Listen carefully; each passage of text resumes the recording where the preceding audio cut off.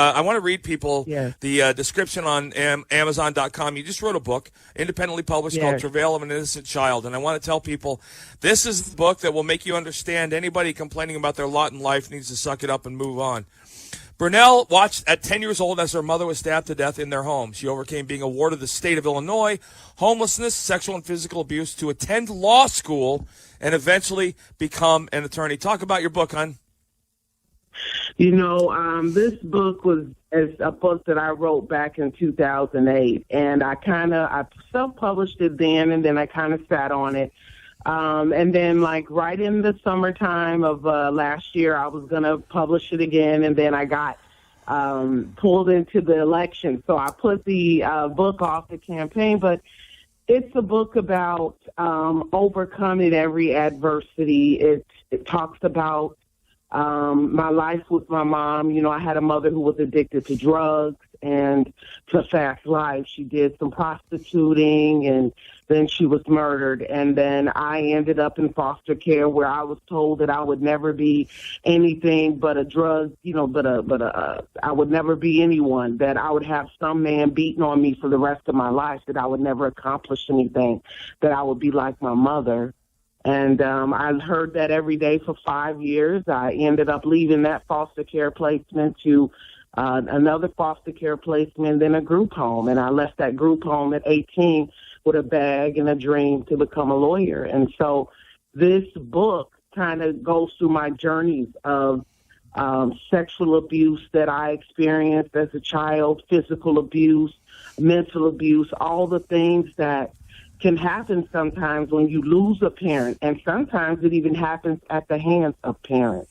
And so it was in my heart to put the book out, because there's so many people out here who are hurting, who, feel alone, like they're the only one who's going through something. And so it was in my heart and my spirit to put the book out, to let people know that, you can overcome even some of the worst, sleaziest things in life. So that's what this book about. At the end, of course, there's hope. There's always hope. Yeah. Well, I got to tell you, one of the things I always like to talk about when I meet special people is, angels. There are angels here on earth, and I have absolutely zero doubts that you are one of those angels. And your story now I met you during the lead up to the presidential election, and you were working for the Trump campaign and diversity outreach. I want you to explain to people your political life, because the transition of where you were to where you came from is as amazing a story as anything. It's like coming up the way that I did, knowing, being treated like that and misused and abused, it made me not want to ever see anyone abused or misused. And so, in my own state, I ran for lieutenant governor back in 2013, 2014. We got about 29% of the vote against an incumbent governor, which is unheard of. T.O. Hardiman was my running mate, and we were the first ever African-American governor and lieutenant governor ticket ever.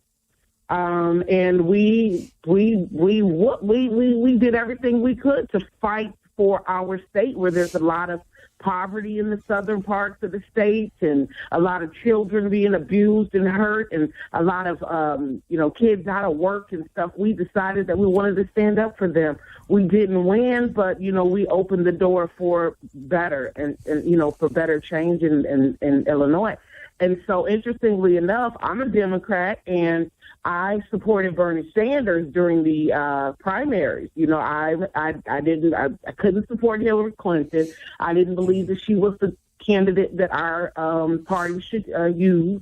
And so I got behind Bernie Sanders. Well, of course, they rigged it against Bernie Sanders, her and the DNC and President Obama. I'm convinced they all worked together against Bernie Sanders.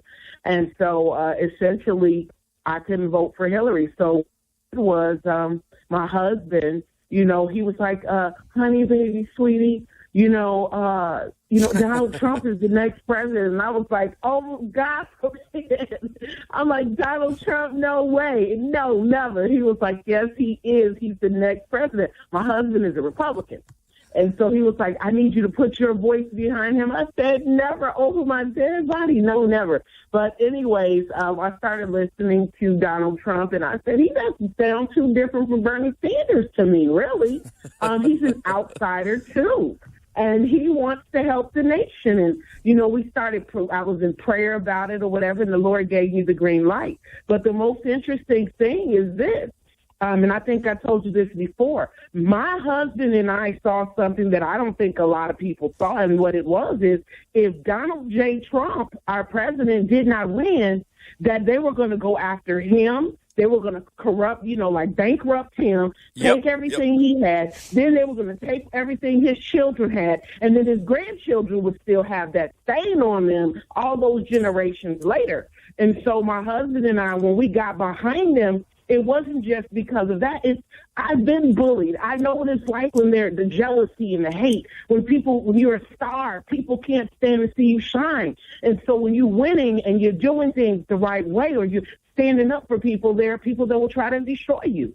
And that's what happened with Donald J. Trump, our president. The media, the DNC, the RNC, and all of these people tried to destroy him. And so when I got behind him, we stood for him all over. We were on television up day and night, with no pay. Nobody paid us. We did that on our own to help him. And thank God, thanks be to God, he became the president on November 8th. But my husband knew from the beginning. But once I got behind him, I knew that he was going to be the president of the United States. And so, as you know, Mr. Schilling, we lost everything. Our practice is gone. We've been blackballed in my state. And so I said, this is the perfect time until my president calls me to work. As you know, I applied for work in the White House with my president. And so until he calls me, the only thing I can do is, put the book out and trust God on that. Right. Well, your trust is in the right place. But listen, you have sacrificed and you have paid a price for doing the things that you do, and I certainly haven't sacrificed or paid a significant price. I've felt the wrath of the left, being a conservative in Massachusetts. But I want you to tell people the thing I found fascinating about it was when you ran for office, you were running against Republicans, but you also talked about the fact that your own party sabotaged you. Oh, absolutely. We ran against the Democratic incumbent governor by the name of Pat Quinn, and he was in some nasty scandal where they had misused $54 million that could have given jobs and things to the young people. And so we stood up for the young people of the state. We stood up for the elderly. We still stood up for the poor because the Democratic Party was doing absolutely nothing. And we said, look, we're Democrats. We're Americans. We have the right to run. And so we stood up and we ran. We were up and down this state, traveling everywhere, shaking hands left and right. And the party refused to back us, give us a dime. The party blacked us out in the media. I was blackballed at that time in my state as well. People were told not to hire me. The president at the time, President Barack Obama, sent Hillary Clinton at that time, believe it or not, to campaign against us with the governor.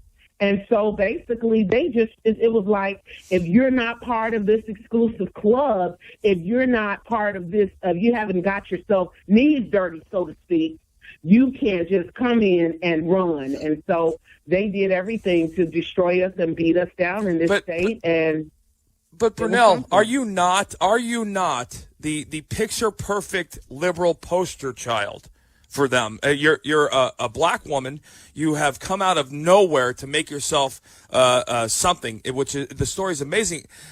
I would have expected the exact opposite. Roll the red carpet out and make sure you walk into office. But I think it's a testament to how corrupt D.C. is. And our politics are when hypocrites. It's hypocrisy. And so, I'm a very conservative Democrat. I'm probably like tipping at that edge of being a Republican. You know what I mean? Right. It's like, so I'm very conservative. Oh, hey, listen, hon, stop. You're Republican. You went out and you were head of diversity outreach for the Trump campaign. You are firmly in our camp and you ain't going anywhere. Well, I voted Trump. I'm a Democrat who voted Trump. And so it was like, I had never voted for a Republican in my life. Oh, you could not have convinced me. But I know that the man that I stood by, that my family lost everything over,